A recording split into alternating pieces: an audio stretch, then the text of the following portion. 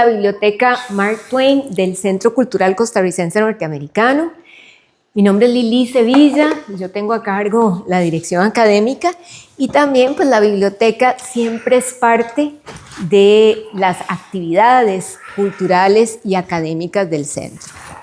Para nosotros realmente tener este espacio con ustedes y no solo tener el espacio con ustedes, que ustedes hacen este espacio suyo, pero el poder compartirlo con realmente un maestro, no solo en el piano, sino también en la literatura y en el fútbol.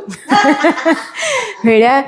Todos tenemos algunos placeres culpables, ¿verdad? Guilty pleasures. Nuestro querido Jack, que nos ha apoyado en esta iniciativa de Ink and Insights, que realmente es compartir y dialogar un poco sobre grandes escritores de literatura y sobre todo que hemos también traído a que realzar nuestra literatura costarricense también.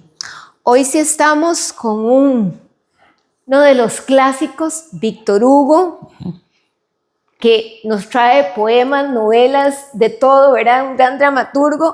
Y aquí no compartimos ni inglés ni español, pero Jack sí, ¿verdad? A nivel francés. Un gran romántico, que yo creo que por eso lo escogió Jack. Así es. ¿Verdad? Así que bienvenidos, disfruten, vamos a pasar un rato realmente hermoso.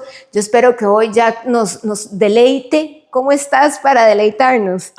Muy bien. Excelente, entonces sí. te damos la bienvenida. Muchas gracias, Jack. muchas gracias. Gracias, Mónica, muchas gracias. Gracias, queridos amigos. Gracias mil.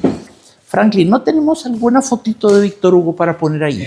Sí, la idea era colocarla cuando empezáramos a leer. Ok, bueno, pura vida. Sí, porque yo sí creo que es importante conocer la cara de los escritores que uno va a leer, ¿verdad? Siempre la obra mueve esa curiosidad. Ponela, Franklin, no ¿verdad? importa. ¿Cómo será? ¿Qué cara habrá tenido este señor? ¿Qué expresión? Ahí está muy joven, sí. Luego echó una barba profusa, ¿verdad? Y un aire más patriarcal. Ahí está muy joven. Era extraordinario. Víctor Hugo nació en 1802. Tiene un poema que se llama Cette année avait 2 ans. Ce siècle avait 2 ans. Este siglo tenía 2 años cuando nací yo. Murió en 1885, que es muchísimo para la época, 83 años. Fue una figura espectacular. Víctor Hugo fue el gran dramaturgo, el revolucionario del teatro en Francia, con su obra de teatro Hernani, que rompió las estructuras clásicas del teatro, como la habían heredado los griegos. Tiene que haber unidad de tema, unidad de lugar y unidad de tiempo en una obra de teatro. No, en Hernani Víctor Hugo eso es lo que le dio la gana, lo cual generó una tremenda, parece mentira que la gente se peleara por eso en esa época, una tremenda tremolina en el teatro. La gente gritaba, insultaba, se gestionaron varios duelos para el día siguiente, era un escándalo, ¿verdad? Se conoció como la batalla de Hernani, que es la obra de Víctor Hugo, que rompió esas 3 sacrosantas nociones. Una obra de teatro que tiene que ser unidad de tema, unidad de lugar y unidad de tiempo. Tiene que pasar todo en el mismo lugar, en el mismo, ¿verdad?, franja de tiempo y tener unidad de tema. Víctor Hugo rompió todo eso y generó un tremendo escándalo, ¿verdad? Fueron siglos. Fueron desde Sófocles, Eurípides y Esquilo, desde los grandes trágicos griegos, ¿verdad? Eso se hacía así. Entonces, Giuseppe Verdi, el compositor italiano, el de verdad de...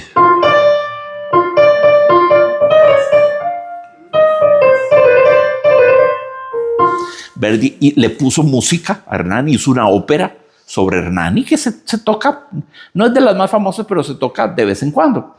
Víctor Hugo fue una gran figura política también, fue diputado, fue congresista, ¿verdad? Al revés de lo que sucede en todos los casos, comenzó siendo realista, napoleoniano, ¿verdad?, imperial, porque su papá había peleado con el ejército de Napoleón. Entonces, claro, eso lo marcó a él hondamente. Entonces, comenzó siendo bonapartista y terminó siendo comunista. Ese es el proceso inverso. Como decía George Bernard Shaw, quien no es comunista a los 18 años no tiene corazón, quien sigue siendo a los 50 no tiene cerebro. Decía George Bernard Shaw. Pero Víctor Hugo comenzó siendo pro-napoleónico, ¿verdad? Y terminó siendo comunista. Y sí tenía cerebro. Y sí tenía cerebro. ¡Uf! ¿Cuánto?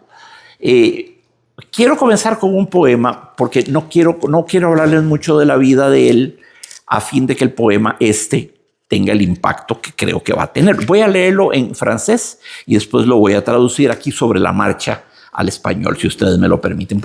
La traducción evidentemente no va a ser nunca tan bonita, ¿verdad? Nunca, por ningún lado podría serlo. Esa es una batalla perdida, pero eso no impide que podamos disfrutar de esta mi antología de la poesía francesa. Está toda amarillilla, ¿no es? Me encantan los libros cuando amarillean. Esta antología me la he comprado 3 veces ya. La ando hasta que se me gasta, entonces cojo el libro, lo llevo solemnemente y lo deposito en la biblioteca, le hago ahí una especie de ritual de despedida, pasa a integrar la serie de veteranos, de seniors, de libritos para el campeonato Masters, ¿verdad? Y ya entran ahí, no los voto, no, ahí están todos. De tengo ya 2, ya he gastado 2 en el curso de no sé cuántos años. No, esta edición es muy buena, la edición de poche, las ediciones de bolsillo, ¿verdad? Este es Classique de Poche. Sí, bueno, así se llama la edición. ¿Ustedes saben quién inventó la noción del libro de bolsillo? Creo que lo habían mencionado en algún momento. Sí, en algún momento lo había mencionado. El que inventó la noción del libro de bolsillo, que es una noción muy importante, ¿verdad? Es Voltaire, el gran pensador del tiempo anterior a la Revolución Francesa. Jean-Marie Arouet, conocido como Voltaire, inventó un diccionario filosófico así, de formatito chiquitito que cabía en el bolsillo. Sí, antes no existía eso. Los libros no eran cosas portables. Los ponían sobre una especie de atril y la gente leía y pasando las hojas, ¿verdad? Era una cosa muy, muy incómoda. Librotes pesadísimos, ¿verdad? Y los apoyabas sobre un atril y ahí pasabas las hojas, ¡pum! Y ahí ibas leyendo, ¿verdad? Pero Voltaire simplificó las cosas con el libro de bolsillo, así que gracias al maestro por permitirnos tener. Además, suelen ser muy baratos. Tener un montón de poesía de Víctor Hugo o lo que fuese, un libro de bolsillo por unos poquitos euros, eso es un privilegio, ¿verdad? Es un gran privilegio. Entonces voy a leer este poema, que es un poema cortititito. Son 3 estrofas de 4 versos cada uno. Los 4 versos, un poema se llaman cuartetas. También, si quieren el nombre dominguero, ¿verdad? Se llaman serventecios. Las estrofas de 4 versos, serventecios. Ese es el nombre, como decir, clásico, ¿verdad? Y este es un poema que me llega a lo más hondo y creo que los va a impresionar también. A ver si no me equivoco. Lo leo en francés y luego en español, ¿de acuerdo? ¿O prefieren al revés? No, francés. Vamos. No tiene título. Demain, dès l'aube, à l'heure où blanchit la campagne, je partirai. Vois-tu, je sais que tu m'attends. J'irai par la forêt, j'irai par la montagne. Je ne puis demeurer loin de toi plus longtemps. Je marcherai les yeux fixés sur mes pensées, sans rien voir au dehors, sans entendre aucun bruit, seul, inconnu, le dos courbé, les mains croisées, triste, et le jour pour moi sera comme la nuit. Je ne regarderai ni l'or du soir qui tombe, ni les voiles au loin descendant vers la fleur. Et quand j'arriverai, je mettrai sur ta tombe un bouquet de houverts et de bruyères en fleurs. Suena muy lindo en francés, muy musical y muy bien rimadito. En español va a sonar horrible. No, es que busqué traducciones y todas son horribles. Ahí me puedo proponer la mía así sobre la marcha, ¿verdad? Vean lo bien construido que está este poema. Vean la manera que tiene Víctor Hugo de impactar al lector. Mañana, al despuntar el alba, a la hora en que blanquea la campiña, partiré. Ya ves, yo sé que tú me esperas. Iré por el bosque, iré por la montaña. Ya no puedo seguir viviendo lejos de ti. Caminaré con los ojos fijos sobre mis pensamientos, sin ver nada afuera, sin oír ningún ruido, solo, desconocido, la espalda encorvada, las manos cruzadas. Triste, y el día para mí será como la noche.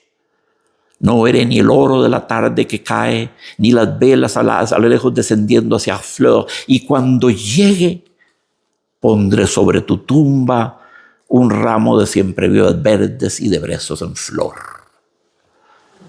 Todo el poema nos engaña, ¿verdad?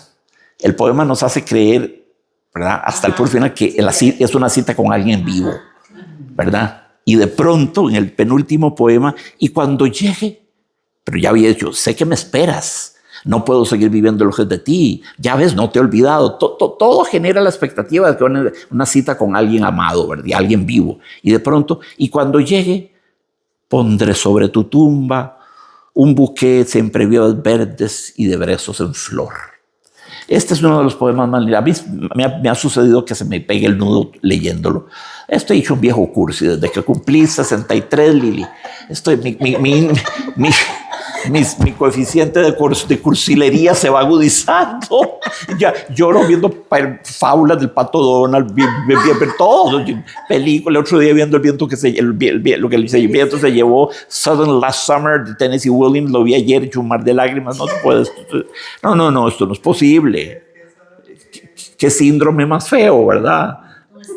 No es tanto ese el sentimiento. Sí, pero antes yo era como más ecuánime. Ahora me he hecho un viejo maricón. Entonces, bueno, vamos a ver qué sucede aquí. Mañana al alba, a la hora en que blanquea la campaña, partiré. Ya ves, yo sé que tú me esperas. Iré por el bosque, iré por la montaña. Ya no puedo vivir lejos de ti. Y ahora empieza a decir cómo va a ir en ese peregrinaje, en esa cita, en ese encuentro. Caminaré con los ojos fijos sobre mis pensamientos, sin ver nada afuera, sin oír ningún ruido, solo, desconocido, la espalda encorvada, las manos cruzadas, triste, y para mí el día será como la noche. Es decir, no va feliz de la vida, no va haciendo jogging, no va trotando. Lo que es más, va cerrado al mundo entero, va metido en una burbuja de dolor, va como un autista. No va a ver el bosque, ni el canto de las aves, ni los ríos que atraviesan, ni nada. Solo, triste, desconocido, encorvado, con las manos cruzadas, tal vez atrás, ¿verdad? Más bien caminando hacia atrás. Triste. Y el día para mí será como la noche. No se va ni a fijar si es de día, si es de noche. Él va sumido en una cápsula de dolor. Eso lo sabemos.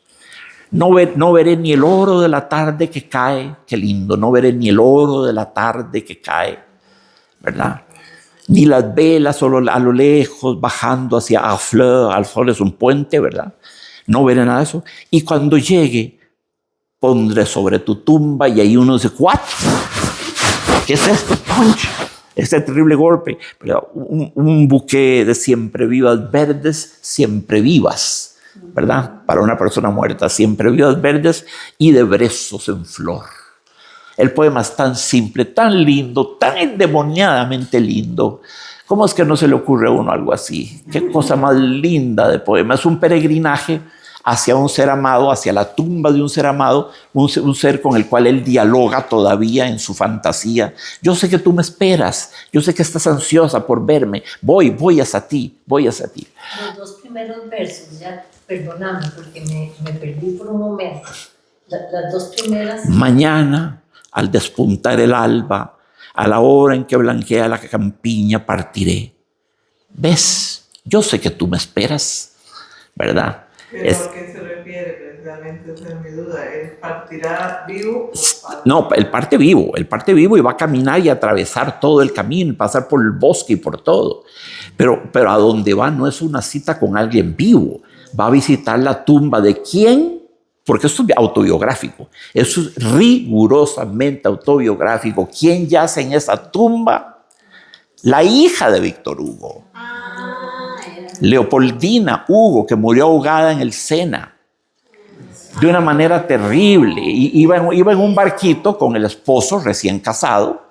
Iban en un barquito por el Sena, no en París, ¿cómo se llama el lugar? Villequier se llamaba el pueblito pasado. Iban en el barco naufragó. Por supuesto que los dos sabían nadar, pero amigos, ¿cómo se vestía una mujer en esa época? ¿Ah? Tontillo, crinolina, montones de fustanes, de velos, de cosas, de tiras, de chuicas. Todo eso absorbe el agua y crea un peso enorme. Ningún nadador, ni Michael Phelps hubiera podido sacar, no se podía. Se fue al fondo del río. Y el hijo, el esposo, jovencito, tratando de salvarla, murió ahogado también. Murieron los dos. Y Víctor, terrible. Y Víctor Hugo, no había internet, ¿ah? No había WhatsApp, no había nada. Se dio cuenta que No había teléfono, había telégrafo, pero nadie sabía dónde, porque Víctor Hugo estaba de gira por diversos pueblos, haciendo todo lo que hizo, activismo social, político, leyendo cosas, dando conferencias. Fíjate que le sucedió terrible. Llega una noche, se mete en una posada a almorzar, a cenar, ya de noche. Me pasa ese periódico, por favor, abre el periódico. Titular: muere ahogada la hija de Víctor Hugo. Qué manera de enterarse, ¿verdad? De inmediato le mandó una carta a la mamá. Esto es una prueba, tenemos que pasarla juntos, no te aflijas más de la cuenta, hay que vivirlo, sufrir es vivir, vivir es sufrir. Usó todos los elementos posibles para ahorrarle a la pobre esposa, ¿verdad?, la pérdida de la hija y del yerno, y llegó ya para el entierro de la hija. Así que es un poema con una carga emotiva enorme. No va a ver a una amada que está enterrada, lo cual ya para estas alturas del romanticismo era casi un lugar común, ir a ver a la amada inmóvil, ¿verdad?, en su tumba. De eso hablaron todos. Gustavo de Fauvecker, Edgar Allan Poe, Espronceda, todos los románticos habían hablado de eso, ¿no? Pero su hija, Leopoldine Hugo, Leopoldine, una muchacha, no tenía 20 años, y murió ahogada en el Sena. Esto fue una cosa terrible para él, pobrecito. ¿Tenía más hijos él? Tenía otros hijos, sí. Pero bueno, la verdad, eso no hace menos dolorosa la pérdida del hijo. Entonces, es un poema que reposa todo él sobre un enorme equívoco. Es un poema que de manera sublime nos toma el pelo, nos engaña, nos hace creer durante todo el poema que él va a una cita con alguien vivo. Incluso lo pensé, por eso te pedí que repitieras el inicio, como una nota suicida. Mañana voy a ir a... ¿Verdad? Cuando uno ya llega a la sorpresa de que va para uno. Tal vez es la traducción, partiré, incluso a mí me dio la impresión. Mañana. Partir. Sí. Es que lo que dice en francés es je partiré. Entonces, ¿de qué? Sí. Saldré a buscarte. No sé, suena muy feillo, ¿verdad? Sí. Partiré en el sentido de irse de viaje, no de irse del mundo, no de irse de la vida, ¿verdad? Pero sí puede engañar, yo comprendo. El mismo sentimiento como que describe esa... Cierto, pero después describe cómo va a ir en el peregrinaje hacia la tumba de su hija, de qué manera va a caminar, cómo se va a dirigir hacia allá. Todo eso lo describe y ahí entendemos que es un peregrinaje a pie, por supuesto, no va haciendo ride, va a pie a través de la campiña, de los senderos, ¿verdad?, de los bosques, por quién sabe qué trillos. No va en carruaje, no va en una diligencia. Ya para esta época existía el tren, pero no va en tren.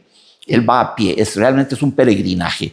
Como la gente va a la Virgen de los Ángeles, así él va a pie a la tumba. Y ese poema lo habrá escrito en el momento que se dio cuenta que había muerto la hija. Después No, sí.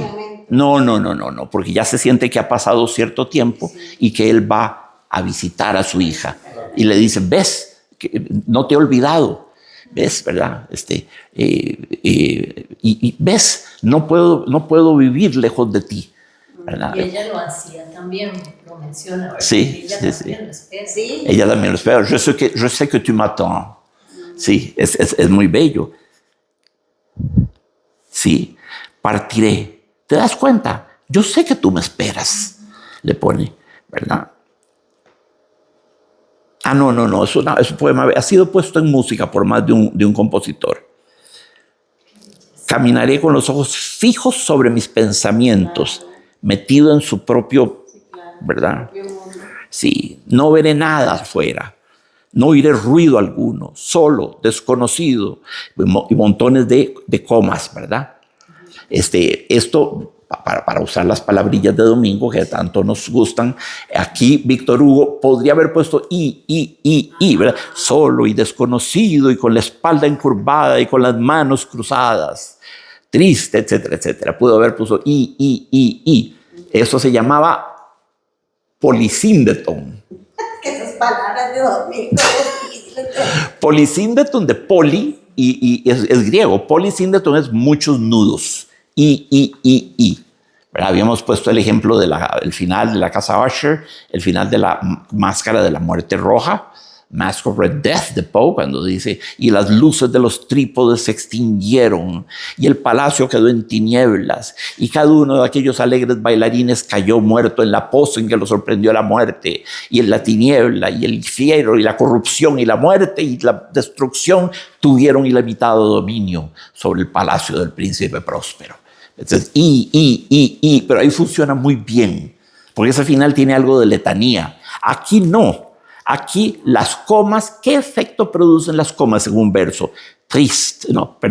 Seul, inconnu, le dos courbé, les mains croisées, triste.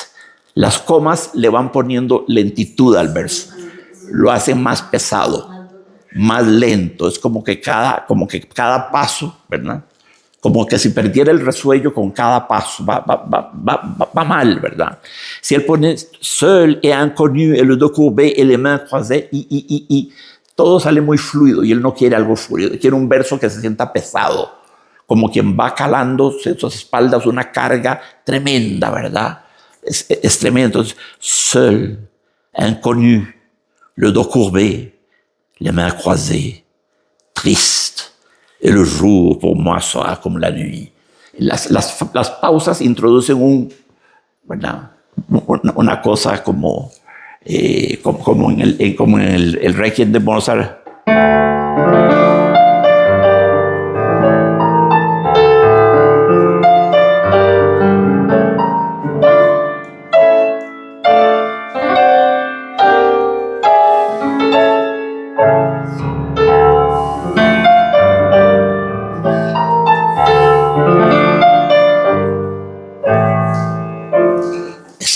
La música imita el paso de los que van en el entierro, ¿verdad? Hay que tener mucho cuidado con el tempo, pues si lo pones muy rápido suena como una maratón, ¿verdad? Tienes que agarrarlo muy doliente, a paso de funeral. Así, esta es el lacrimosa del Requiem de Mozart, el Requiem de Mozart. Su última obra, atención, de hecho no lo terminó un amigo de él que se llamaba Franz Xavier Süssmayer, con indicaciones de Mozart desde la cama a última hora. No ponga esto, no la orquestación, no haga esto, etcétera, etcétera, ¿verdad? Y eso fue su testamento, ¿verdad? 35. No, eso es un mito. No, Salieri no lo mató. No. No hay ninguna evidencia que permita ni siquiera conjeturar tal cosa. No. Tenía 35 años Mozart. En esa época cualquier cosa te mataba, un resfrío, el tifus, el sarampión, la viruela, una calentura maltratada, ¿verdad? Cualquier cosa. 35 años. Entonces, No, pero el que lo ayudó a terminar la composición. Franz Xavier Süssmayer. Sí, era un discípulo de él, era un muy amigo y discípulo de él. Y él desde la cama le dictaba. Esa parte de la película sí es cierta. Pero es que la película es Salieri, el que está. El que es Salieri, sí, tienes razón. Sí, no, eso es falso. No, sí, es Murray Abraham interpretando a Salieri. ¿Y qué más? ¿Verdad? Qué gran película. Yo esa película la adoro. Es una película maravillosa, pero realmente maravillosa. Pero no es bueno tomarla como película biográfica porque no lo es. Salieri no mató a Mozart, pobrecito, y Salieri era un compositor de cierta prosapia, no era cualquier mediocre, como él dice. Mediocres del mundo, os absuelvo, os absuelvo. Yo soy vuestro santo patrono, cuando lo llevan en la silla de ruedas, ¿verdad? En el hospicio de locos. No, caramba, sí, a la par de Mozart todos somos unos inútiles, y pues sí, ¿verdad? Le tocó vivir en la misma ciudad con el mejor compositor de la historia del mundo. Yo no hubiera querido estar en su lugar, ¿te imaginas? Pero aparte de eso, Salieri era un buen, competente y muy digno compositor. Se puede oír su música, se puede, les va a dar placer. No era ningún mediocre. Y no mató a Mozart. Pero eso no importa, porque esa película no la veo como cuestión biográfica rigurosa, seria, sino porque presenta un clash, una colisión tremenda, un dilema, una rabia, un resentimiento de parte de Salieri que es de orden teológico. Es una historia muy caínica, Caín y Abel, ¿verdad? Caín comprensiblemente irritado y resentido de que el humo de Abel se va para arriba y el del para abajo. Entonces, el padre que prefiere un hijo sobre el otro. Entonces, Salieri, que era hombre muy pío, muy devoto, compuso mucha música sacra y litúrgica, ¿verdad? Y hombre muy pío y muy correcto y muy decente. Cuando él dice, cuando se pone a ver la partitura de Mozart, es tan bella, tan bella, tan bella, es tan bella, puedo ir o no voy. ¿Cómo es posible, padre, que a esta criatura obscena, pueril, grotesca, soez le hayas dado genio? Y a mí, que no he hecho otra cosa que servirte, me hayas hecho un mudo, un mediocre musical, pero me vengaré, destruiré a tu hijo predilecto, dice. Eso es magnífico material teatral, es magnífico material teatral. De veras, no porque sea muy fabulado le quito mérito, no, es una obra extraordinaria. El resentimiento de Salieri no es contra Mozart, es contra Dios, contra el Padre, es un pleito de orden teológico el que él tiene.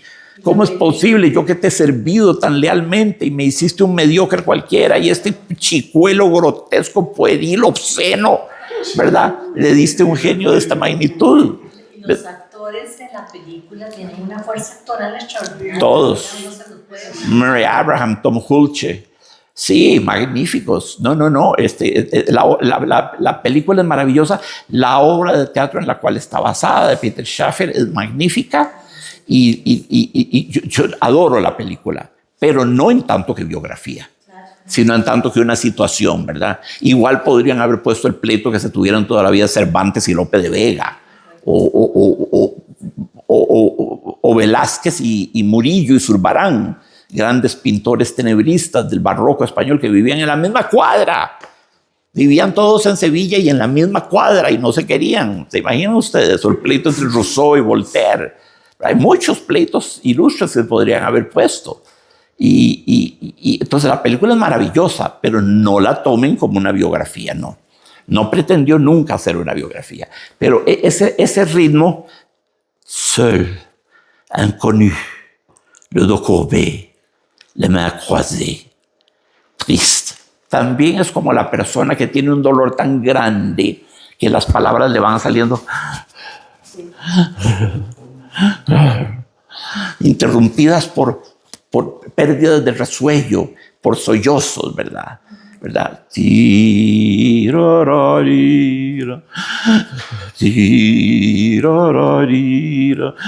Es como alguien que está perdiendo el resuello. Esas comas no solo ralentan el poema, lo hacen más lento, le imprime un carácter como de marcha fúnebre, y además es como alguien que no le sale la voz, ¿verdad? Seul, inconnu, le dos courbé, les mains croisées, triste, et le jour pour moi soit como la nuit. Son exactamente 4x3, 12 versos, cada uno más lindo que el anterior. Qué bruto, ¿verdad? Qué buen poema. Qué buen poema. Me acuerdo uno que uno para cambiar a otro registro, que se llama la mariquita, la coccinella, que es el insecto, la mariquita. Estaba con mi amada en lo profundo del bosque, nadie nos veía, y sobre su pierna blanquísima vi la mariquita.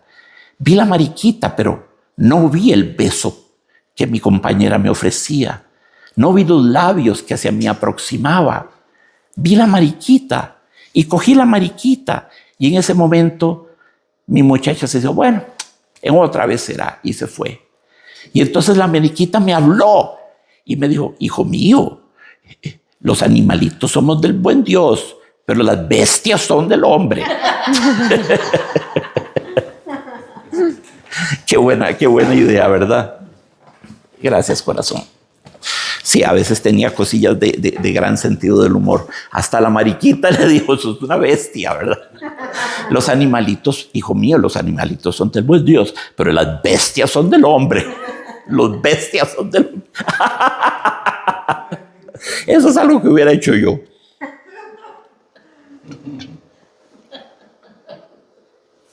Sí, reíte, Marcelita, pero eso es muy mío. ¿Sí? ¿Por qué crees que me lo sé de memoria? No te imagino metiendo la pata así. Tan grotesco. Ay, eso no es grotesco, eso es simplemente ser un idiota.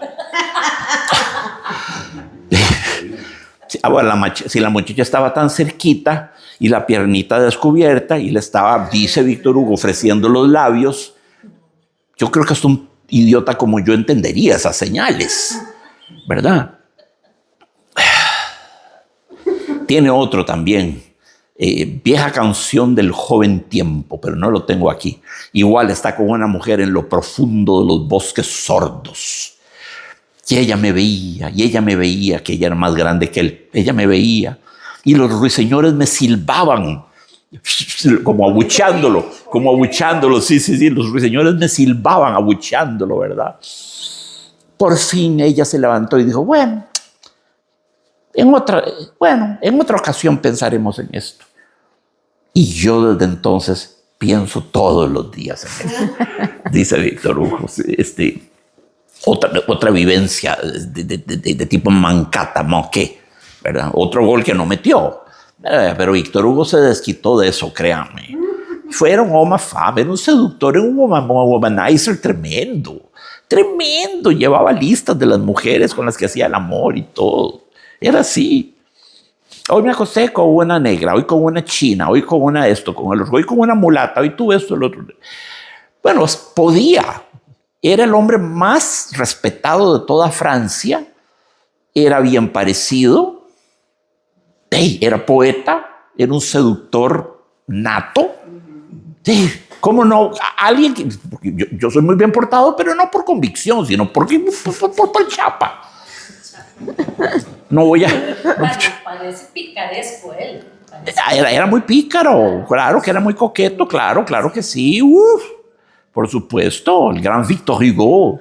Es que una cosa, eso sí que me da cólera, una cosa es la virtud, ¿verdad? Y otra cosa es simplemente la incompetencia. Hay gente que es virtuosa por incompetente, porque son muy malos seductores o no seducen del todo. Eso no es virtud, eso es un chapa. Hay gente que sí tiene las cosas al alcance de la mano y aún así se abstienen virtuosamente. Esos merecen mi respeto, ¿verdad? Eso es así, es muy importante. Víctor Hugo era un hombre público, ¿verdad? Cada vez que pasaba un golpe de Estado, cualquier cosa que sucedía, todo el mundo corría a preguntarle a Víctor Hugo. ¿Qué dice el gran Víctor Hugo? Entonces Víctor Hugo se pronunciaba en un periódico, en un balcón o en un megáfono, en una tarima. Era un hombre que siempre estaba interpretando el papel de Víctor Hugo, ¿verdad? Es muy interesante porque yo he conocido a una persona que fue así. Y André Gide, que vino después de Víctor Hugo, dijo, Víctor Hugo era un loco que se creía Víctor Hugo, ¿verdad? Porque siempre andaba representándose a sí mismo. Siempre andaba en el rol. He never stepped out of character. And that character was Víctor Hugo, el gran Víctor Hugo, ¿verdad? ¿Y Los Miserables en qué época? Los Miserables es una de sus primeras novelas. Esa novela debe ser de los 30s, 40s. De él, sí. Y Notre Dame, que es otra gran novela, la de Quasimodo, ¿verdad? Y Esmeralda y Claude Frollo, todas esas cosas. Sí. Otra obra de él muy importante, Le Roi s'amuse, El Rey se divierte, se divierte con su bufón, que se llamaba Rigoletto. De ahí viene la ópera de Verdi, Rigoletto. El rey se divierte, usa el personaje y la situación igual. El duque de Mantua, que era un sibarita total, vivía como en un harén, ¿verdad? Y seduce a la hija del pobre Rigoletto, que era el bufón de la corte, y puso una cosa terrible de drama. Entonces Rigoletto planea vengarse del duque y le trama un asesinato. Contrata a un asesino a sueldo, qué buen nombre para un asesino a sueldo, Sparafucil. Sí, suena. Solo puede ser un malo, solo puede ser un rufián, puede ser Sparafucile. Un nombre de malo, qué importante es eso, ¿verdad? Igual, de los 3 hijos de Iván Karamazov, de los 4 hijos, porque había uno que era bastardo, el que mata al viejo, al papá, al parricida, son Anatoly, Misha y Iván Karamazov. El hijo que lo mata es Smerdiakov. Suena perfecto. Smerdiakov. Pero este conde de Mantua existió. El duque. El duque de Mantua existió, sí. Entonces el duque en su corte tenía, bueno, él es, digamos, el rey que se divierte. Tenía ese pobre bufón Rigoletto. Rigoletto en italiano viene del francés rigoler, que significa divertirse. On rigole beaucoup dans cette classe. Nos divertimos mucho en esta clase. On rigole, ¿verdad? Entonces, Rigoletto, ¿verdad? Y su único, ese pobre señor contrahecho que caminaba como dando brinquillos y todo, su profesión era hacer reír a los chuscos, sibaríticos, decadentes personajes de la corte. Su único bien, lo bello, su razón de vivir, lo único blanco, puro, hermoso que había producido en su vida era su hija Gilda. Y resulta que el duque se la seduce, ¿verdad? Entonces planea matar al duque con Sparafucile, pero la noche era de tormenta, no se veía bien quién pasaba. Resulta que Gilda andaba en la casa del duque, entonces Sparafucile, sin darse cuenta, mata a Gilda y le trae el saco con supuestamente el duque de Mantua muerto, se lo trae a Rigoletto, y Rigoletto feliz, cuando en eso ve que el saco se mueve aún y lo abre y descubre a su hija Gilda asesinada, muriendo con el puñal clavado. Entonces canta Rigoletto la Suinchel, diciéndole: en el azul del cielo, contigo a la madre nos volveremos a ver. Y yo lloro y todos lloramos, y es una cosa terrible. El final, pues, es una ópera terrible, es una tragedia, ¿verdad? Como Rigoletto termina matando lo que más ama, ¿verdad? Por accidentes, ¿verdad? Sparafucile le trae el saco al hombro, le pone la hija, y cuando está abriéndolo, oye la voz del duque de Mantua a lo lejos, cantando: la donna immobile, qual piuma al vento, muta d'acceso, el di pensiero, la. Y se queda, pero no es posible, está muerto, porque está cantando. Pero entonces, ¿quién está aquí? Abre y está Gilda muerta. Es terrible, esto es una ópera terrible, es terrible, es una tragedia tremenda, ¿verdad? Y Rigoletto cae, muere, no muere de la tristeza, no lo vemos morir. La maldición, porque él sentía que esto le había pasado por una maldición que le había lanzado uno de los cortesanos, que había tenido un problema muy serio, y él, como bufón que era, se rió, se burló de él. Se me escapa el nombre del cortesano, ¿verdad? Lo maldijo. Y tú, serpente, bufón, maledetto, le dice. Y entonces se queda con que me maldijeron, ¿verdad? ¿Cómo se llamaba el otro? Bueno, ahí no importa. Entonces, es una ópera muy interesante, muy linda. Rigoletto viene de rigoler, s'amuser, ¿verdad? Entonces, bueno, ya tenemos esto. Tengo otro poema maravilloso. Este tiene una traducción un poquillo más potable.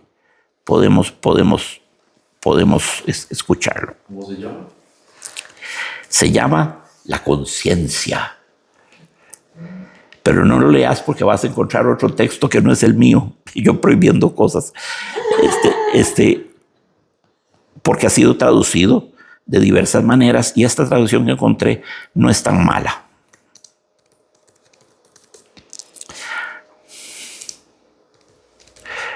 Aquí Víctor Hugo usa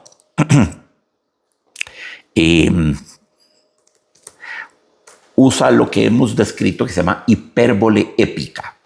Este es un poema muy épico, no necesariamente por cuanto sea heroico. Épico es un poema narrativo. El poema del mío Cid es una enorme narración. Es básicamente una novela versificada. Lo mismo podríamos decir de la Divina Comedia. Hoy en día la gente compra la Divina Comedia en forma de novela. Estoy leyendo la novela de antes. No, la Divina Comedia es un poema. Es un enorme poema. Pero uno la adquiere en forma de novela, ¿verdad? No se da cuenta de eso. Entonces, sí, la conciencia es igual. Un poquito más largo. ¿Lo leo en francés primero? Sí, se lo aguantan. La conscience, lorsqu'avec ses enfants vêtus de peau de bête, échevelés, livides au milieu de tempêtes, Caïn se fut enfui de devant Jéhovah, comme le soir tombé, l'homme sombre arriva au bas d'une montagne et une grande plaine. Sa femme fatiguée et son fils hors d'haleine lui dirent « Couchons-nous sur la terre et dormons. » Caïn, ne dormant pas, songeait au pied des monts. Ayant levé la tête au fond des cieux funèbres, il vit un œil tout grand ouvert dans les ténèbres et qui le regardait dans l'ombre fixement. « Je suis trop près, dit-il, avec un tremblement. » Il réveilla ses fils dormants, sa femme lasse, et se remit à fuir sinistre dans l'espace. Il marcha 30 jours, il marcha 30 nuits, il allait muet, pâle et frémissant au bruit, furtif, sans regarder derrière lui, sans trêve, sans repos, sans sommeil. Il atteignit la grève des mers dans le pays qui fuit depuis Assur. « Arrêtons-nous, dit-il, car c'est ainsi le sûr. Restons-y. Nous avons du monde atteint les bornes. » Et comme il essayait, il vit dans les cieux mornes l'œil à la même place au fond de l'horizon. Alors il tressaillit en proie en frisson. « Cachez-moi, cria-t-il, et le doigt sur sa bouche. » Tous ses fils regardaient trembler l'aïeul farouche. Caïn dit à Jabel, père de ceux qui vont sous des tentes de poils dans le désert profond, étends de ce côté la toile de la tente. Et l'on développa la muraille flottante. Et quand on l'eut fixé avec des poids de plomb, « Vous ne voyez plus rien ?» dit Scylla à l'enfant blond, la fille de ses fils, douce comme l'aurore. Et Caïn répondit, « Je vois cet œil encore. » Jubal, père de ceux qui passent dans les bourgs, soufflant dans des clairons et frappant des tambours, cria, « Je saurais bien construire une barrière. » Il fit un mur de bronze et mit Caïn derrière. Et Caïn dit, « Cet œil me regarde toujours. » Enoch dit, « Il faut faire une enceinte de tours si terrible que rien ne puisse approcher d'elle. Bâtissons une ville avec sa citadelle. Bâtissons une ville et nous la fermerons. » Alors Tubalcain, père de forgerons, construisit une ville énorme et surhumaine. Pendant qu'il travaillait, ses frères dans la plaine chassaient les fils d'Énos et les enfants de Seth, et l'on crevait les yeux à quiconque passait, et le soir on lançait des flèches aux étoiles. Le granit remplaça la tente au mur de toile, on lia chaque bloc avec des nœuds de fer, et la ville semblait une ville d'enfer. L'ombre des tours faisait la nuit dans les campagnes, ils donnèrent aux murs l'épaisseur des montagnes, et sur la porte on grava « Défense à Dieu d'entrer ». Quand ils eurent fini de clore et de murer, on mit l'aïeul au centre en une tour de pierre, et lui restait lugubre et hagard. « Oh mon père, a-t-il disparu ?» dit en tremblant Scylla, et Caïn répondit « Non, il est toujours là. » Alors il dit « Je veux habiter sous la terre. » Comme dans son sépulcre, un homme solitaire, rien ne me verra plus, je ne verrai plus rien. On fit donc une fût et Caïn dit, c'est bien. Puis il descendit seul sous cette voûte sombre, quand il se fut assis sur sa chaise dans l'ombre et qu'on eut se fond fermé le souterrain, l'œil était dans la tombe et regardait Caïn. Suena lindo, ¿verdad? Se sienten las rimas, los acentos, ¿verdad? Este poema es escalofriante también, escalofriante. Déjenme tomar un poquito de coca. Pobrecito Víctor Hugo con la coca. Pobrecito. A ver, no vivió para conocer la coca. La coca fue inventada un año después de la muerte de Víctor Hugo. En Pittsburgh, en Atlanta, en 1886. Fue inventada la coca. Un año después de Víctor Hugo.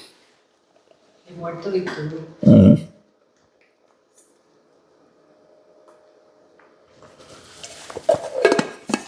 Este es un poema que evoca la figura de Caín y lo evoca muy intensamente. Vamos. Van a disculpar que no va a sonar tan lindo como en francés. Busqué traducciones y francamente todas son tan feas como la que yo les voy a proponer. Entonces, francamente, sí, no, incluso algunas se brincaban versos y todo.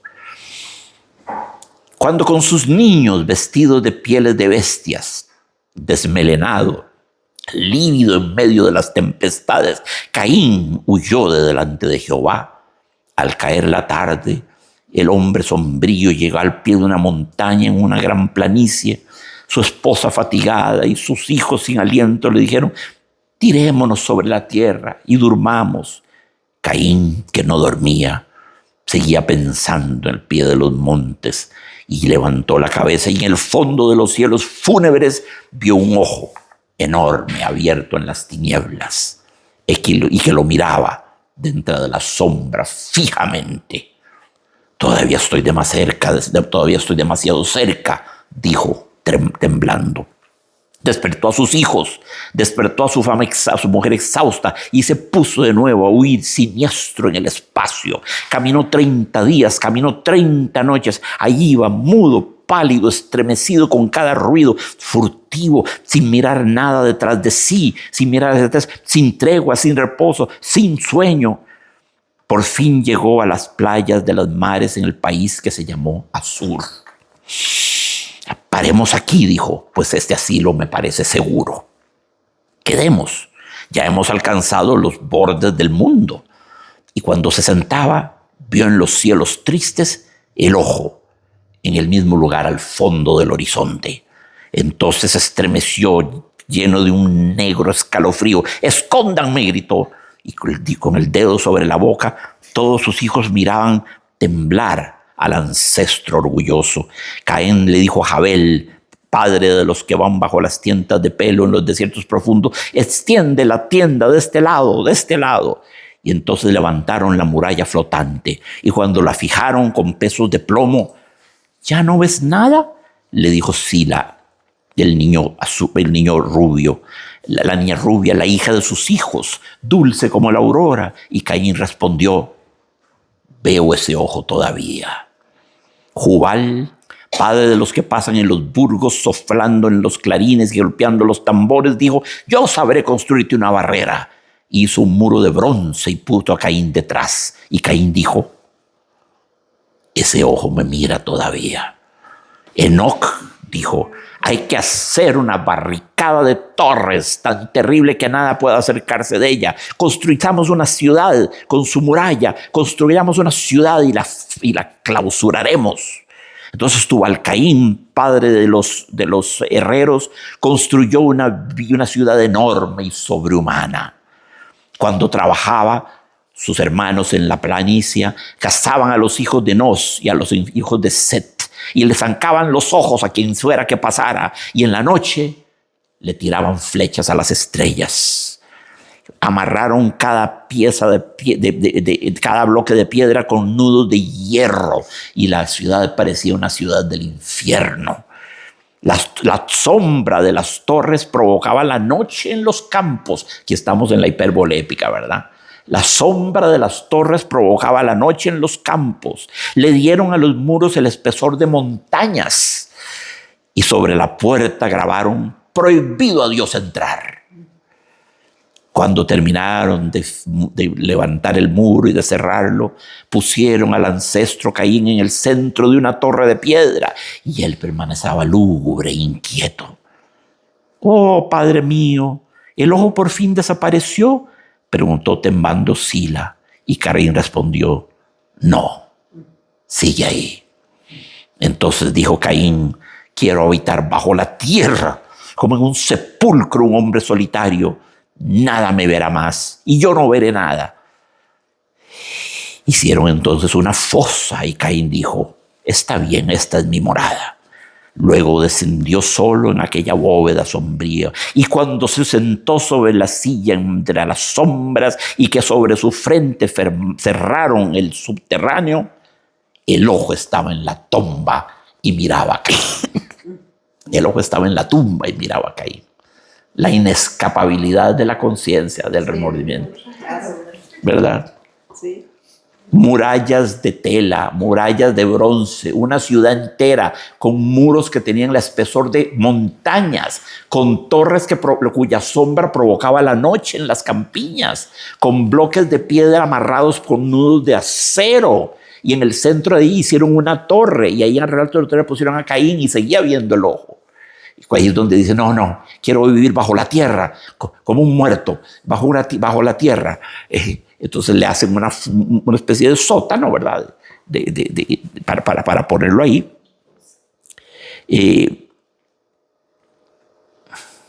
¿Cómo se llama el poema? La conciencia, ¿verdad? Y entonces dijo, quiero habitar bajo la tierra, como es un sepulcro, un hombre solitario. Está prácticamente enterrándose en vida, ¿verdad? Nada me verá nunca más, y yo no veré nunca más nada. Entonces se hizo una fosa y Caín dijo, está bien. Pero cuando descendió solo en aquella bóveda sombría y que se sentó en su silla en medio de la sombra y que sobre su frente cerraron el subterráneo, el ojo estaba en la tumba y miraba a Caín. La inescapabilidad del remordimiento, ¿verdad? Recorrió el mundo entero Caín, llegó hasta las playas que según el borde del mundo, ¿verdad? Lo que Caín podía conocer del mundo, ¿verdad? No sabía que estaba el Océano Atlántico, Pacífico, Índico, etcétera, que estaba América, Australia, la Antártida. Pero es impresionante, esto es impresionante. Puis il descendit seul dans cette voûte sombre, et quand il se fut assis sur sa chaise dans l'ombre, et qu'on eut sur son front fermé le souterrain, l'œil était dans la tombe et regardait Cain. Suenan las rimas. Sí, ¿verdad? Un poema muy potente. Muy potente. Qué impresionante, ¿verdad? En las noches le tiraban flechas a las estrellas. Tan lindo eso. Qué poético. Le tiraban flechas a las estrellas, como atacando el propio firmamento, atacando el espacio constelado, como si las estrellas fueran otros tantos ojos que lo estuviesen viendo. Entonces su tribu, su gente le tiraban flechas a las estrellas. Es un acto maravilloso ese de insurgencia, ¿verdad? Y en la puerta de la ciudad esta descomunal grabaron prohibido a Dios entrar. Y a los que se atrevaban a llegar cerca les sacaban los ojos. Esto es espectacularmente bello. Sí, qué manera. Que Víctor Hugo, cómo amplifica las cosas, ¿verdad? Imagina lo que fue la huida de Caín y la llena de sus elementos. Pone personajes reales, Silá, Tubal-Caín, Jubal, esos personajes existen, ¿verdad? Pero lo de la iglesia, lo de la ciudad inmensa con paredes de espesor de montaña, todo eso es hipérboles épicas de Víctor Hugo, ¿verdad? Cosas, imágenes. Este es un poema muy cinematográfico. Dan ganas de llevarlo al cine, ¿verdad? Es impresionante. Yo adoro este poema. ¿Qué edad tendría? Espérate. Esto es La Légende des siècles. Este poema es de La Légende des siècles. Deberías saberlo. Debería saberlo. Lili me va a regañar por no saberlo. Ya les digo, amiguitos. Este es un Víctor Hugo ya de la madurez. Me imagino que sí, precisamente por la fuerza del Sí. pasa por su propia evaluación de la conciencia. Sí. Si buscan ahí, el ojo de Dios. Sí. Víctor Hugo hizo un volumen bellísimo de poesía, se llama La leyenda de los siglos, en el cual su un poquillo ambiciosa meta es narrar toda la historia del mundo poéticamente. Entonces están todos los poemas de todo, Nemrod, Ruth, Booz, Noé, todas estas figuras. Y aquí habla sobre Caín, ¿verdad? Es un libro grueso, bellísimo. Pueden buscar La leyenda de los siglos en algún telefonito y ahí va a decir de qué año es.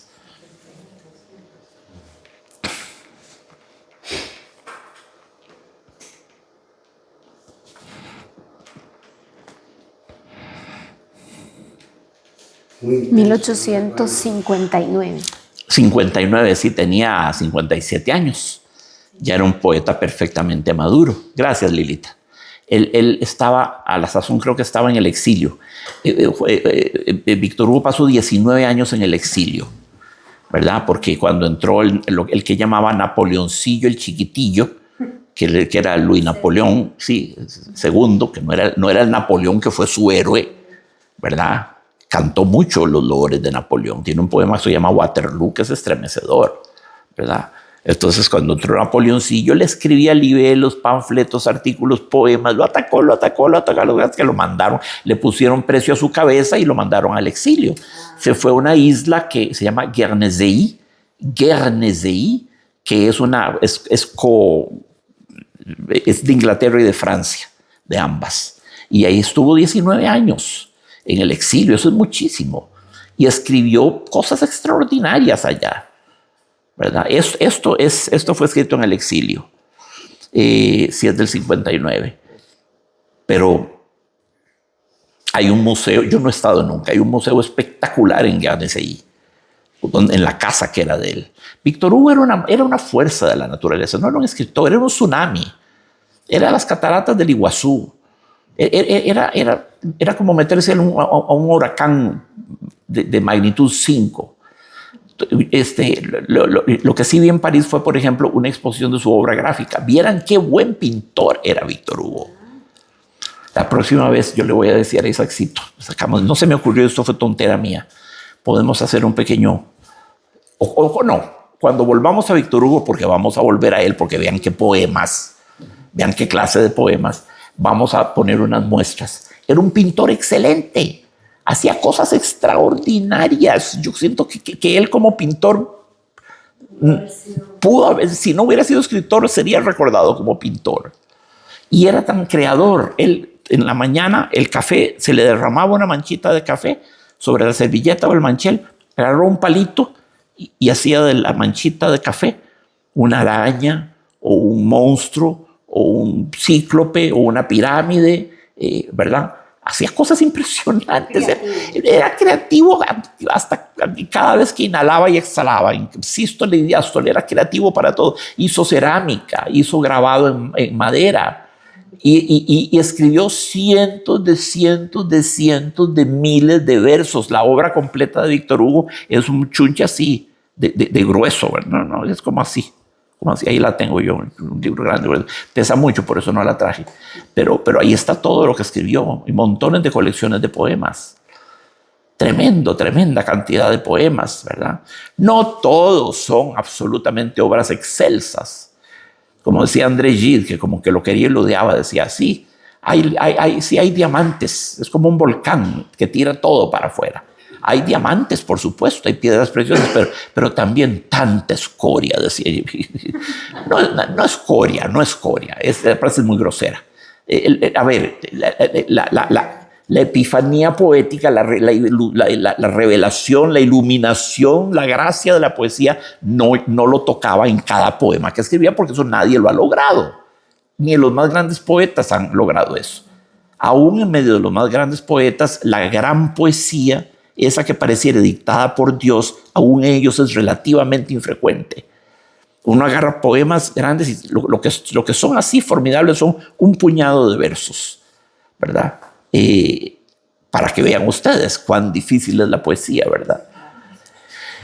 Pero sí, es muy impresionante. Sí, es muy impresionante el viejo. Un narrador impresionante. Y tiene algo muy interesante, que sabe sorprendernos al final. Se reserva el punch para el final, ¿verdad? Del punch. Recuerdo a la esposa del gran Alfred Hitchcock, Alma se llamaba, Alma de Hitchcock, Alma Seville, Alma, ya viejitos los dos, llega Alfred Hitchcock y le dice, ¿sabes una cosa, mi amor? Siempre estuvo casado con ella.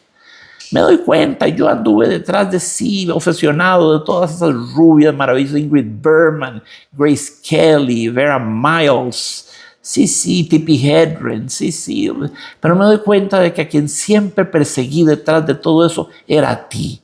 Tú eras mi amada detrás de todas ellas. Y Alma se puso emocionada.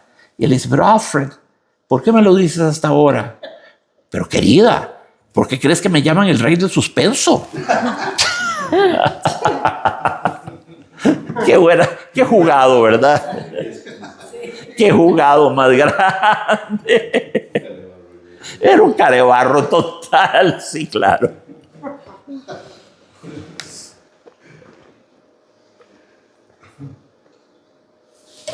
Sí, era un descarado.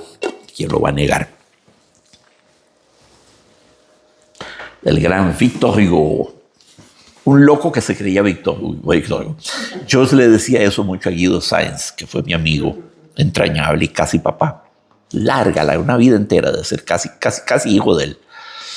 Pero Guido siempre era Guido Sáenz, ¿verdad? Sí. Don Guido, ¿qué piensa del museo de...? Entonces se vestía de Guido Sáenz, se metía en tu character y hablaba. Pero como yo lo conocía muy bien, yo sabía que ese no era Guido. Yo sabía cuando estaba impostando un personaje, cuando se le estaba saliendo el actor. Sí, yo pienso igual que Víctor Hugo. Y después volvía a ser Guido, tranquilo, el que yo conocía, ¿verdad? Y le digo, Guido, usted es un loco que se cree Guido Sáenz. De hecho, le dediqué un libro a ese viejo loco que se cree Guido Sáenz. A Guido Sáenz, ese viejo loco que se cree Guido Sáenz. Siempre estaba en representación de sí mismo. Siempre estaba en el papel social de Guido Sáenz. Conmigo no, porque éramos amigos. Pero llegaba ya una tercera persona, qué pereza, o 4 o 5, ya entraba en character, ya yo lo veía actuando y declamando, y verdad, yo ya tendía a huir, ya en esos casos, tendía a salir corriendo porque me daba mucha pereza. Me daba mucha pereza, pero yo lo quiero mucho, es un hombre extraordinario. Extraordinario. Pero hizo libros. Hizo libros, hizo teatro, pinturas. Sí, hasta pintó. La Sabana la reconstruyó, hizo el Museo de Arte Costarricense, la Sinfonía Nacional, la Sinfonía Juvenil, la Sinfonía Infantil, el Coro Nacional, el Teatro Mélico Salazar, la Plaza de la Cultura, el Parque La Paz, el Parque Ruinas de Ujarrás, la restauración de la Iglesia de Orosi, los programas de atismos y otros de radio. Fue miembro fundador del Teatro Profesional en Costa Rica, con el Teatro Lequín allá en los tempranos de los 50. Guido. La aduana la transformó él en un medio, ¿verdad? En un espacio multimedio para el arte. Guido necesita que le den un benemeritazgo. Sí. Pues yo no sé how to go about it. No sé cuál es la logística, a quién hay que llamar, mandar la carta. Sí. Probablemente, desgraciadamente sí. Todo lo toca. Sí, y siendo que Guido nunca fue un hombre, él no buscaba cargos, a él lo buscaban los políticos. Él fue ministro, el Ministerio de Cultura fue creado en 1970, en la última administración de Figueres. Antes había una secretaría de Cultura. El ministerio como tal fue creado. El primer ministro fue Beto Cañas y Guido era el viceministro. En el 74 entra Daniel Oduber, la ministra es Carmen Naranjo y sigue como viceministro. Carmen Naranjo renuncia en el 76, entonces Guido se hace ministro 2 años. Luego desaparece, siempre haciendo montones de cosas, y reaparece con Abel Pacheco como ministro 4 años más, del 2 al 2006. Entonces fue ministro 6 años y viceministro 6 años. Pero es enorme la obra de él. Sí, claro. Es enorme, es descomunal. Sí. Por él lo conocí yo a usted. ¿Sí? En Atisbo. En Atisbo. Me atisbó un montón de veces. Mira, 30 veces, no, más. 40 programas debemos haber hecho. ¿Quién sabe si estarán en YouTube? No, querido. Ay, mira, no los produjo nunca en la UCR, los producía en la UNED y después en el CINART. Uno no sabe. Sí, buenísimos. Los viernes los veía yo. Sí, salían tarde en la noche. Y es algo extraordinario, ¿verdad? Es algo extraordinario porque... Muy interesante todo lo que es. Sí. No, y entrevistó a toda la gente así, valiosa de Costa Rica. Está todos los grandes están. Amiguetti, Rafa Fernández, el otro. Todos están.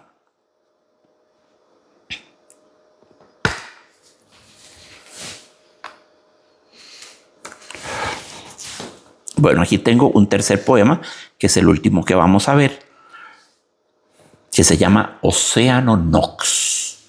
Significa la noche del océano, Océano Nox. Como son los farmacéuticos, ¿verdad? Y las casas. Yo tomo un somnífero que se llama Still Nox, que viene de Stille Nacht en alemán, ¿verdad? Still Night, noche serena. Noche serena, Still Nox. Son tan payasos, el otro se llama Dormicum. That's too obvious to me, that's insulting, Lili. Otro se llama Robitussin, para quitar la tos. A mí de chiquillo me daban uno que se llamaba Crecin, para que los chiquitos crecieran fuertes, y ya no existe Crecin. Mi abuelita me tenía siempre Crecin, todos los días de la hora del almuerzo me tenía que tomar el Crecin. ¿Tienen eso? Diablo, seguro. No, era una pastilla simpaticona. Tienen nombres así, ¿verdad? Qué cosa.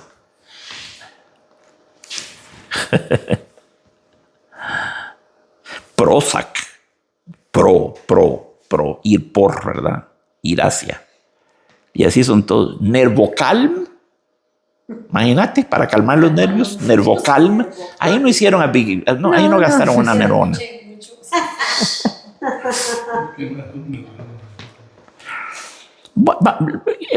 Leemos Océano Nox, que en español o en francés. Lo leemos en español de una vez. Vamos a leerlo. Este es un poema estremecedor. Océano Nox. Ay, cuántos capitanes y cuántos marineros que buscaron alegres distantes derroteros se eclipsaron un día tras el confín lejano. Cuántos, ay, se perdieron dura y triste fortuna en este mar sin fondo, entre sombras sin luna, y hoy duermen para siempre bajo el ciego océano. Cuántos pilotos muertos con sus tripulaciones, las hojas de sus vidas robaron los tifones y esparciólas un soplo en las ondas gigantes. Nadie sabrá su muerte en este abismo amargo. Al pasar, cada ola de un botín se hizo cargo, una cogió el esquife y otra los tripulantes. Se ignora vuestra suerte, oh cabezas perdidas que rodás por las negras regiones escondidas, golpeando vuestras frentes contra escollos ignotos. Cuántos padres vivían de un sueño solamente y en las playas muriendo esperando al ausente que no regresó nunca de los mares remotos. En las veladas hablan a veces de vosotros, sentados en las anclas, unos fuman y otros enlazan vuestros nombres, ya de sombra cubierta, a risas, canciones, historias divertidas, o a los besos robados a vuestras prometidas, mientras dormís vosotros entre las algas yertos. Preguntan, ¿dónde se hallan? ¿Triunfaron? ¿Son felices? ¿Nos dejaron por más fértiles países? Después, vuestro recuerdo mismo queda perdido. Se traga el mar el cuerpo y el nombre la memoria. Sombras sobre las sombras acumula la historia y sobre el negro océano se extiende el negro olvido. Pronto queda el recuerdo totalmente borrado. No tiene uno su barca, no tiene otro su arado. Tan solo vuestras viudas en noches de ciclones aún hablan de vosotros, ya de esperar cansadas, moviendo así las tristes cenizas apagadas de sus hogares muertos y de sus corazones. Y cuando al fin la tumba los párpados les cierra, nada os recuerda, nada. Ni una piedra en la tierra del cementerio aldeano donde el eco responde, ni un ciprés amarillo que el otoño marchita, ni la canción monótona que un mendigo musita bajo un puente ya en ruinas que su dolor esconde. ¿En dónde están los náufragos de las noches oscuras?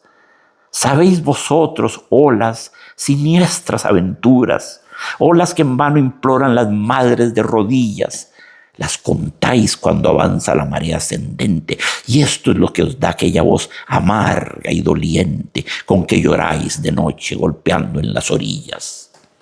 Qué poemazo, hasta que estoy erizado. Qué poemazo. La desaparición, ¿verdad?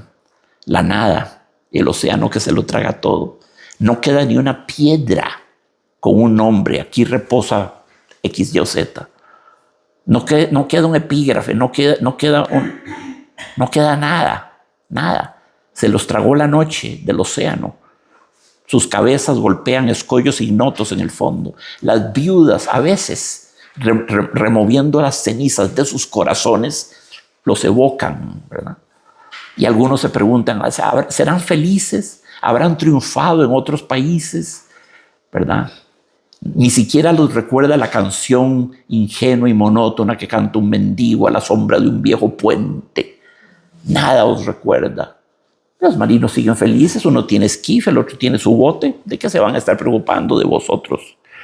Este poema habla sobre la muerte, por supuesto, pero también sobre esa segunda muerte que es el olvido, la muerte social. Todos vamos a tener dos muertes, la muerte biológica y luego la muerte social. Cuando ya no se acuerden de uno, cuando haya muerto la última persona que lo conoció a uno, sí, yo conocí a Jack, sí, era, pues se va a morir también. Murió en algún momento la última persona que conoció a Jesucristo, murió la última persona que conoció a Sócrates o a Beethoven, y ese día hay una segunda muerte, que es la muerte social, que Unamuno decía, es la muerte con la que aún los muertos terminan de morirse, decía Unamuno. Por eso escribió montones de poemas sobre eso, Unamuno, lo podemos ver después. Es el horror de la nada, de desaparecer y no dejar nada, no dejar un legado, no dejar hijos, unas viudas ya canosas, decrépitas, que recuerdan a los pobres, ¿verdad? Marineros. Vamos a leerlo una vez más. La interjección, ay, de dolor, ¿verdad? Ay, cuántos capitanes y cuántos marineros que buscaron alegres, distantes derroteros, se eclipsaron un día tras el confín lejano. Algo remoto, ¿verdad? Lejano. Cuántos, ay, se perdieron, dura y triste fortuna, en este mar sin fondo, entre hombres sin luna, y hoy duermen para siempre bajo el ciego océano. ¿Por qué es ciego? Bueno, porque es oscuro, es profundo, es impenetrable, y el océano no ve lo que se traga. Es un monstruo que se traga todo y no ve. Es un monstruo ciego, ¿verdad? Un mar sin fondo habla, ¿verdad? ¿Cuántos pilotos muertos con sus tripulaciones? Pilotos aquí, capitán. ¿Cuántos pilotos muertos con sus tripulaciones? La hoja de sus vidas robaron los tifones. Acuérdense que esto se llama hiperbatón. Como cuando Becker dice del salón en el ángulo oscuro. Invierte sintácticamente los elementos en el ángulo oscuro del salón. Pero Becker lo invierte. Así, igual aquí, ¿verdad? Las hojas de sus vidas robaron los tifones. Bueno, los tifones robaron las hojas de sus vidas, pero para efectos de rima, de sonoridad, de ritmo, de montones de cosas, se permite hacer esa inversión. Hiperbatón se llama. Las hojas de sus vidas robaron los tifones y esparciólas un soplo en las ondas gigantes. Nadie sabrá su muerte en este abismo amargo. Y muy interesante porque amargo tiene la palabra mar. Amargo contiene la palabra mar. Entonces hay una alusión subliminal a ese mar terrible, ¿verdad? Al pasar, cada ola de un botín se hizo cargo. Una cogió el esquife y otra los tripulantes. Las olas como ladrones llevándose los pedazos del barco, ¿verdad? Se ignora vuestra suerte, oh cabezas perdidas. Ay, hay constantemente, ay, oh. Cabezas perdidas que rodáis por las negras regiones escondidas, golpeando vuestras frentes contra escollos ignotos. Cuántos padres vivían de un sueño solamente y en las playas murieron esperando al ausente que no regresó nunca de los mares remotos. Los padres que murieron en las playas atisbando, ahí veo una carabela, veo un barco, veo una vela, por ventura será, no es una barca, alguien va. Una vida entera, ¿verdad? Es el dolor de los desaparecidos en el campo político, ¿verdad? En Argentina con Videla, Chile con Pinochet, Paraguay con Stroessner. El gran terror, el gran problema de este poema es que los deudos no pueden comenzar a elaborar el dolor por la pérdida porque no hay cuerpo, no hay la evidencia de un cadáver. Entonces los niños sobre todo fantasean mucho cuando no pueden ver el cadáver de la mamá o el papá. Suena el timbre, ¡ay, es papá! Suena el teléfono, ¡ay, tal vez es papá que ya llegó! No pueden cerrar el duelo, quedan en un estado de eterna espera. Eso es lo atroz de los desaparecidos, ¿verdad? Pero en este caso el océano es cruel, ¿verdad? También desaparece a la gente. En las veladas hablan a veces de vosotros.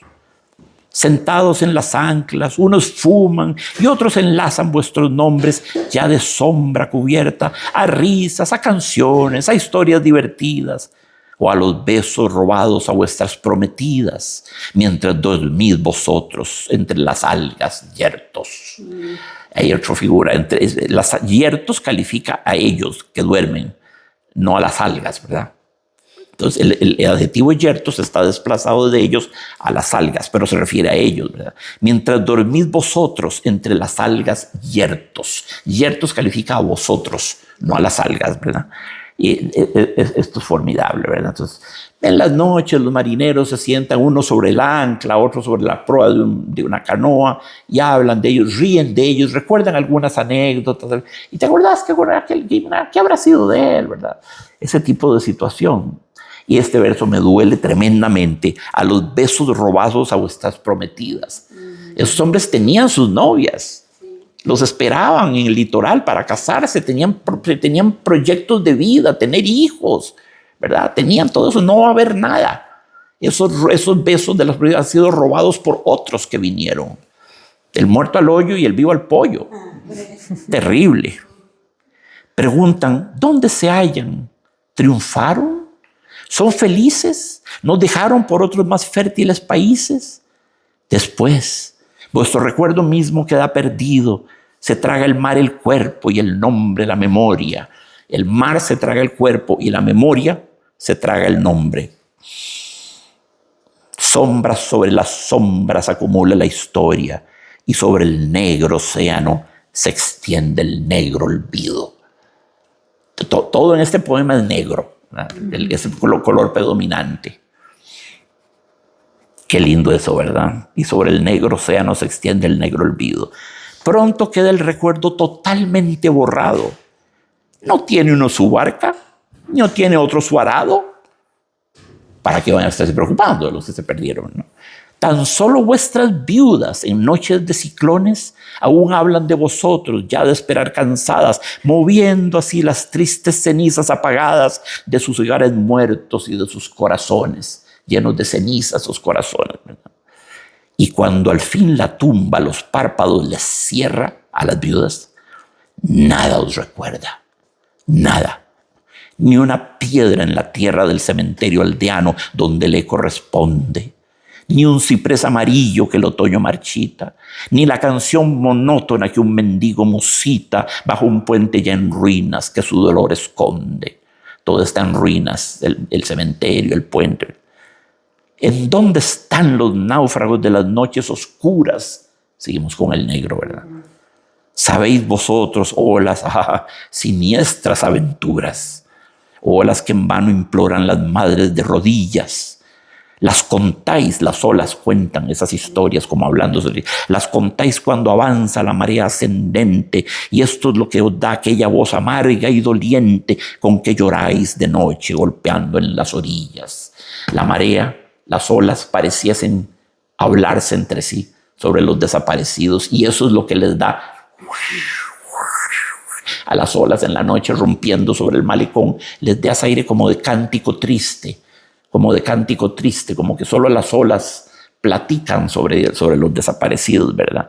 Esto es lo que os da aquella voz amarga y doliente en la marea ascendente, con que lloráis de noche golpeando en las orillas. No se puede escribir mejor poesía que esto. Esto que les he traído hoy, amigos, es as good as it can be.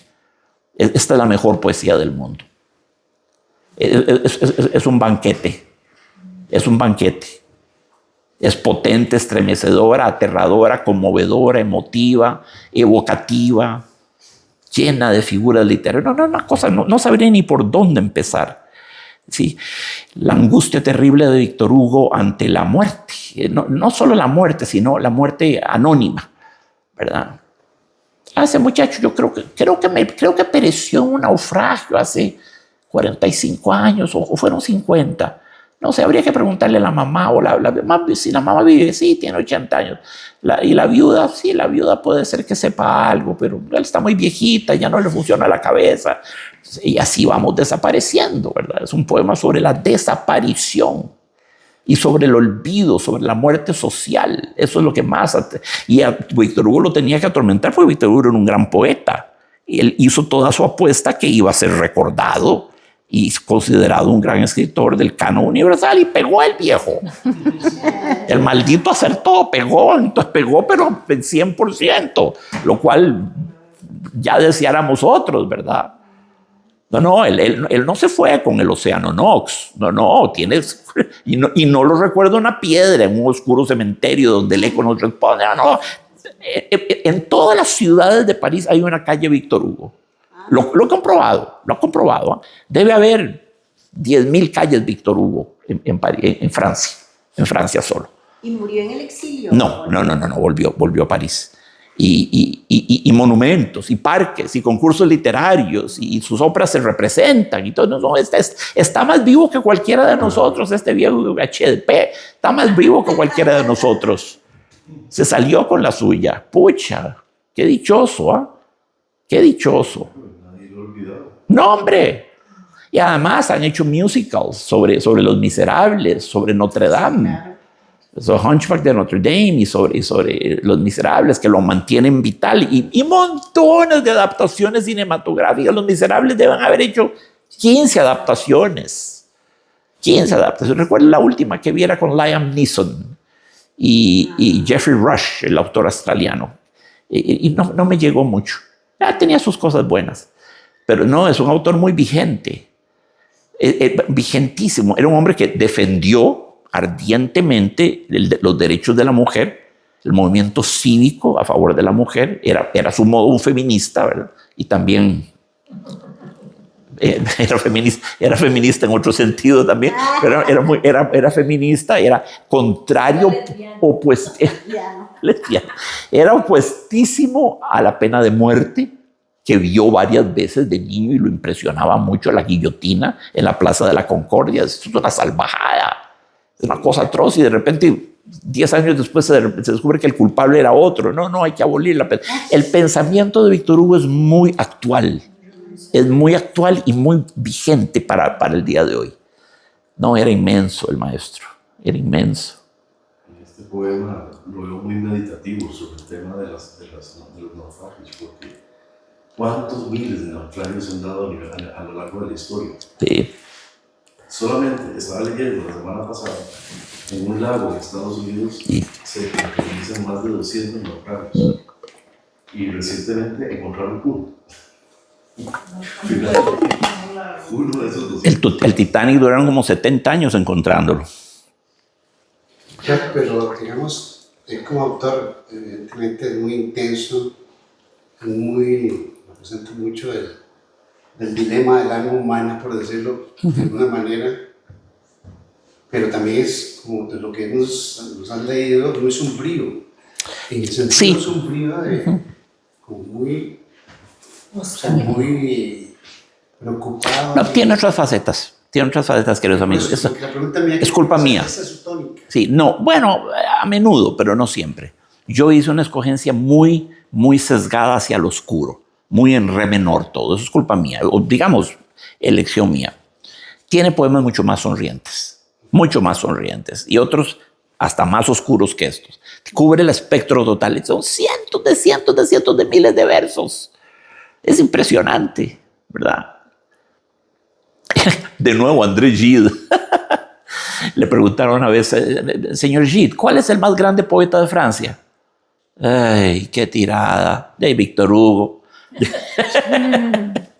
como que lo amaba y lo desamaba, ¿verdad? Ay, qué pereza. Pues sí, Víctor Hugo, ¿verdad? pero lo admitió, ¿verdad?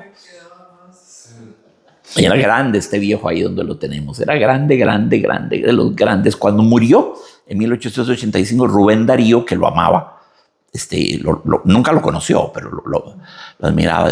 Víctor Hugo ha muerto. El mundo pesa menos. Como diciendo, se hundió el Himalaya. Pesa menos ahora el globo terráqueo. Tenía que ser Darío, ¿verdad? Qué buena salida. Y el funeral de Víctor Hugo. Bueno, fue como que cuando Francia ganó la Copa Mundial de Fútbol. Lo pasaron bajo el Arco de Triunfo, lo que solo se hizo con Napoleón Bonaparte y los más grandes, bajo el Arco de Triunfo, en un carroza llena de caballos con festones. La multitud lo siguió hasta donde está enterrado, que es lo que se llama el Panteón, Panteos, donde están todos los dioses, que es un cementerio, pues un templo, es un templo de estilo griego antiguo, con columnas y todo eso, ¿verdad? Y ahí están enterrados los grandes hombres. Y dice, a los grandes hombres la patria con gratitud. Dice. Entonces ahí está Víctor Hugo, está Rousseau, está Voltaire, y los pusieron juntos, que falta de respeto, cuando se odiaban. Esos dos salen en la noche y se sacan la lengua. Ah, sí. He estado en la tumba de Víctor Hugo, lo que es como un enorme receptáculo de piedra, y adentro está metido el ataúd. No está bajo tierra, está como en capillitas. Todos los que están ahí, los héroes. Alejandro Dumas está ahí, Marie Curie está ahí, Pierre Curie está ahí. No es un cementerio, es un templo. Pero Marie Curie está comprometida con plomo. Sí, seguramente. Porque ya murió por radiación. Ah, sí. Y por 1500 años más va a estar emitiendo radiación. Sí, pobrecita, sí. Eso fue una terrible. Cuando ella descubrió la radioactividad y se dijo, ¿valdrá la pena abrir esta caja de Pandora? ¿Verdad? ¿Valdrá la pena? Y se apuntó, y bueno, ha valido y no ha valido la pena, ¿verdad? De todo. Tenemos que oír alguna música bella. Vamos a ver.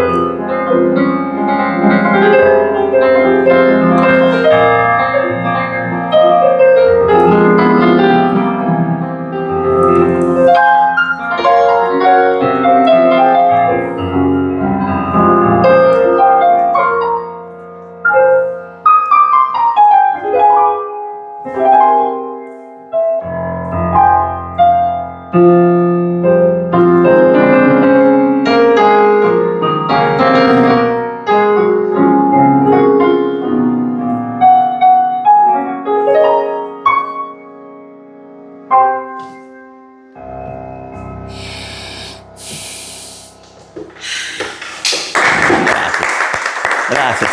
Eso es mío. Esa piecita es mía. Wow, sí. Sí, es bonito. Se llama Elegía, porque es muy tristona. Sí, bastante. Sí, es mía. Yo nunca toco mi música. Aquí porque estamos entre amigos muy queridos. ¿No podrías tocarla otra vez? Por favor. Claro. Por favor. Sí, claro. Yo la escuché bien alta, no sé, como más alta que lo que normalmente, Sí, bueno, es igual, yo la escuché así. sí, sí, sí. Vamos una vez más.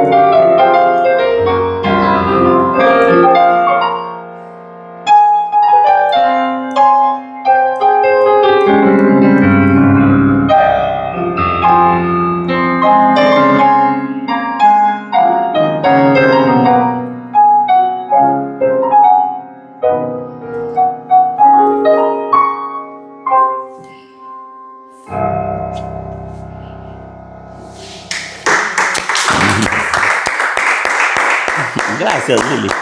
No está tan feilla. No. ¿Verdad? Elegía. ¿Le hace falta un poquito? Sí. Yo a veces la toco de Encore, pero nunca digo que es mía. Una vez la toqué en Zaragoza, en España, de Encore, después de un concierto. La toqué y la anuncié como un nocturno de Gabriel Fauré recientemente descubierto y aún inédito y no grabado. Inventé eso. Y el crítico, pues, así son de estúpidos los críticos. El solista interpretó de Encore una pieza de Fauré que es inequívocamente las armonías de Fauré, típicamente el lenguaje de Fauré. Se siente Fauré en todas partes. Es la pieza más representativa que he oído de Fauré. Nada que ver, no se parece a Fauré, no se parece a nadie. Pero el viejo que se fue con todo, por jetas, ¿verdad?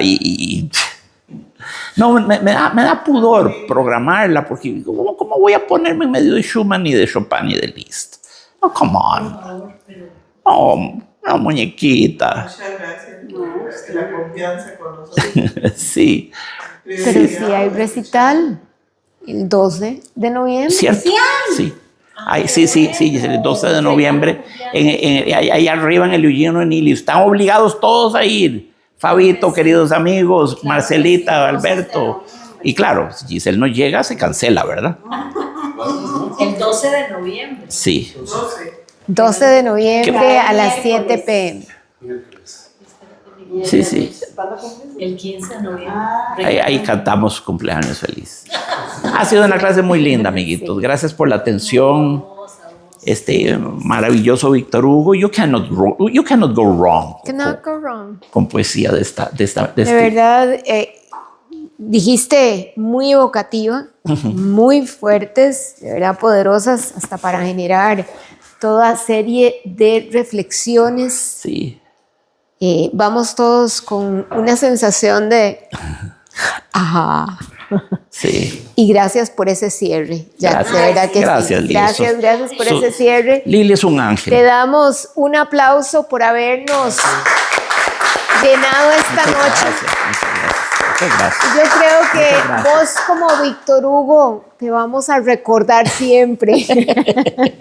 Bueno, yo no Muchísimas sé. gracias por acompañarnos hoy. Igual estamos, Franklin, el próximo martes. Sí tenemos. Y vamos a invitar, porque a veces da miedillo cuando ponemos algún autor estadounidense y manejarlo en inglés. Entonces hacemos un Spanglish y vamos a hacer casi que lo de hoy, ¿verdad? En ocasiones, yo creo que la parte de poesía te queda espectacularmente. Sí, sí, sí. Es que son textitos más cortos. Ya un cuento se te va a largo rato leyéndolo. Y no quieres interrumpir porque, ¿verdad? Y no le vas a pegar hachazos como hace alguna gente que les corta pedazos. Entonces hay que escoger cuentos que sean muy buenos y además que sean cortos. Yo, por ejemplo, The Fall of the House of Usher de Edgar Allan Poe es un cuento magistral que adoro y me encantaría, pero solo a la lectura se va a llevar 35 minutos, Sí. ¿verdad? Es mucho. El que propongo yo para de hoy en 8 es The Oval Portrait. Ese es un cuento de 5 paginitas. Ese se lee en 10 minutos. El retrato oval. Es muy bueno. Es muy buen cuento. Lléguense. Es muy, Edgar Allan Poe siempre es impresionante. ¿Qué hemos leído de él? Leímos The Telltale Heart. The Telltale Heart y Sí, The sí, sí. Cask of Amontillado. Leímos The Cask of Amontillado. Sí, y by popular demand, lo tenemos de nuevo como invitado. Viene Edgar Allan Poe de hoy en 8 con este nuevo cuento. Sí, Fabito. ¿No has pensado tal vez escribir algo de H.P. Lovecraft? Lovecraft sería un magnífico, ¿verdad? Un magnífico autor. Una sugerencia. No, tomada en el próximo siglo ponemos Lovecraft, un magnífico autor de terror. Tómalo porque se me puede olvidar. Yo tengo meses pidiendo a Gabriel García Márquez. También. Oiga Espérate. usted, vamos a hacer más bien una parte de sugerencia del público y que traigan, vamos a hacer una noche de que traiga el público Sí. sus poemas o cuentos, no todos, pero sí que algunos se puedan compartir. Franklin, cierto, tenemos que abordar a García Márquez y lo vamos a hacer, pero espérate. 2026. ¿Me podrías explicar el nombre? H.P. Lovecraft. Es un autor de películas de terror, de historias de terror. Márquez lo podemos ver, pero lo que pasa es que ahora tenemos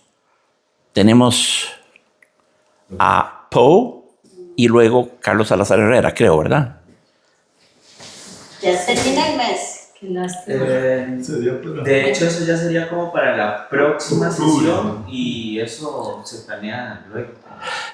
Para el próximo bloque debutamos con García Márquez, a Veo, petición de Franklin. Franklin, póngale Ya fecha. no decidió reclamar. Debe que ser la hija pública. Sé Está. exactamente qué cuento podemos leer, exactamente. Tal vez revisitar un poquito también a Max Kafka. Kafka es maravilloso. Kafka es maravilloso.